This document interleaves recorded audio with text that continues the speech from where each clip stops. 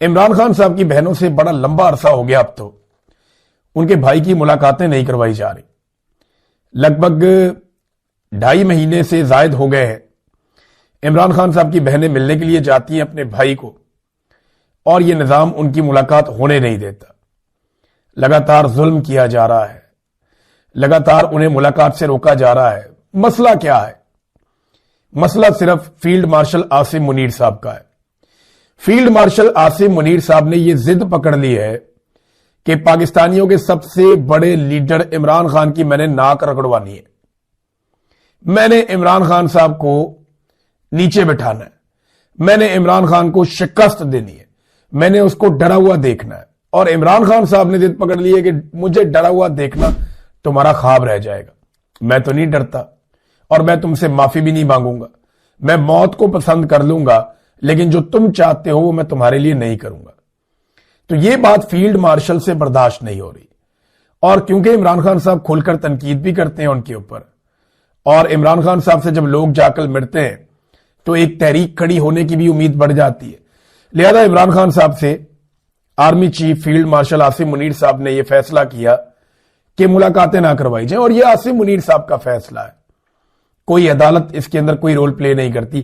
عدالت نے تو آرڈر دیا ہوا کہ ملاقات کروائیں, لیکن وہ جوتے کی نوک کے اوپر رکھا جاتا ہے. تو یہ جو جوتے کی نوک ہے نا, یہ آپ کو سامنے کوئی جیلر نظر آئے گا, کوئی ایس ایچ او, کوئی ایس پی, کوئی تھانے دار, آپ کو سامنے وہ لوگ نظر آئیں گے, لیکن پیچھے سے جو دھکا ہے وہ عاصم منیر صاحب کا ہے. وہ نہیں چاہتے تو عمران خان صاحب کی ملاقاتیں نہیں ہوتی. اور ویسے بھی پاکستان تحریک انصاف نے کچھ زیادہ کیا نہیں عمران خان صاحب کی ملاقاتوں کے لیے. وہ بہت کچھ کر سکتے تھے. اب تو لوگ کھل کر بولنا شروع ہو گئے کہ کیوں نہیں یہ 350 MNAs, MPAs اور سینیٹرز مل کر عدالت میں جا کر بیٹھ جاتے. یہ بیٹھے رہے اسلام آباد ہائی کورٹ میں جب تک کہ عمران خان صاحب کی ملاقات نہیں کروائی جاتی. کیا ہوگا؟ انہیں گرفتار کر لیا جائے گا, پوری دنیا میں رولا پڑ جائے گا. کیا ہوگا؟ انہیں گھسیٹ کے وہاں سے نکالا جائے گا, پوری دنیا میں یہ ویژولز چلیں گے. عاصم منیر صاحب زیادہ بوجھ اس کا نہیں اٹھا پائیں گے. لہٰذا پاکستان تحریک انصاف بھی کوئی اتنی دبا کے کوشش نہیں کر رہی کہ ان کے لیڈر کی قید تنہائی کم ہو جائے یا ختم ہو جائے. انہیں اس سے زیادہ کوشش کرنی چاہیے تھی. وہ اپنی سٹرینتھ کو, اپنی طاقت کو شاید سمجھ نہیں پا رہے. دیکھیں, اگر کسی کو یہ لگتا ہے نا کہ وہ عمران خان سے زیادہ خود کو بہادر ثابت کر لے گا پاکستان کی سیاست میں, تو پاکستان کے جو سیاستدان ہیں یا پاکستان کے جتنے بھی لیڈرز ہیں نا, ان کو اب ایک بات ماننی پڑے گی. یا تو انہیں عمران خان سے زیادہ سخت جیل کاٹنی پڑے گی, اپنے آپ کو تیار رکھنا پڑے گا قید تنہائی کے لیے, تکالیف کے لیے, ظلم, بربریت اور فسطائیت کو برداشت کرنے کے لیے, اپنی فیملیز کے اوپر ظلم برداشت کرنے کے لیے. تو شاید وہ ثابت کر سکے کہ وہ عمران خان سے زیادہ بہادر ہے. دوسرا راستہ یہی ہے کہ انہیں فوری طور پہ سرنڈر کرنا ہوگا کہ جناب ہم عمران خان نہیں بن سکتے, ہم زرداری اور نواز شریف کے پیروکار ہیں, لہذا جیسے انہوں نے سرنڈر کیا تھا ویسے ہی ہمارا سرنڈر بھی حاضر ہے اور ہم سرنڈر کر دیں گے. ناظرین, پاکستان نے فیلڈ مارشل عاصم منیر صاحب کی پاکستان کے اندر بڑی گیم اٹھائی جاتی ہے. بہت سارے صحافی ہیں, بلکہ بین الاقوامی میڈیا میں بھی خبریں چھپوائی جاتی ہیں کہ انہوں نے خارجی محاذ پہ بڑی کامیابیاں حاصل کی, پاکستان کے تعلقات کہاں سے کہاں چلے گئے, لیکن ٹکے کی پاکستان میں انویسٹمنٹ نہیں آئی. اس کا فائدہ فیلڈ مارشل کو تو بظاہر ہوا, انہیں استثنا بھی مل گیا, انہیں ایکسٹینشن بھی مل گئی, لیکن پاکستان کو اس کا کیا فائدہ ہوا؟ اگر شہباز شریف نے اور فیلڈ مارشل نے اپنے طور پہ کوئی تعلقات بنائے دنیا میں تو اس کا پاکستان کو کیا فائدہ ہوا؟ ناظرین, عمران خان صاحب کے جو وکیل ہیں سلمان صفدر صاحب, بیرسٹر سلمان صفدر, میں انہیں اچھی طرح جانتا ہوں, یہ بڑے قابل وکیل ہیں. انہوں نے سینکڑوں مقدمات عمران خان صاحب کے لڑے ہیں اور اب انہوں نے ایک بہت بڑا دعویٰ کیا ہے. دعویٰ ان کا یہ ہے کہ عمران خان صاحب کی اب رہائی ہو جائے گی قانون کے مطابق. یعنی اگر قانون کے مطابق چلیں تو عمران خان صاحب کی رہائی بالکل میچور ہو چکی ہے. جنوری سے دونوں میاں بیوی نے, عمران خان صاحب نے اور بشرا بی بی نے, اپنی ضمانت حاصل کرنے کے لیے درخواست دی ہوئی ہے. القادر کی ہیئرنگ ہونے جا رہی ہے کل کے دن اسلام آباد ہائی کورٹ میں, اور دونوں کی ضمانت جو ہے وہ کنفرم ہے. یعنی اگر کوئی رکاوٹ عدالت کی جانب سے نہ ڈالی گئی تو دونوں کو ضمانت مل جائے گی اور ان کی رہائی میچور ہو جائے گی. یعنی اصولاً اور قانونی طریقے سے عمران خان صاحب کو کل رات تک جیل سے باہر آ جانا چاہیے.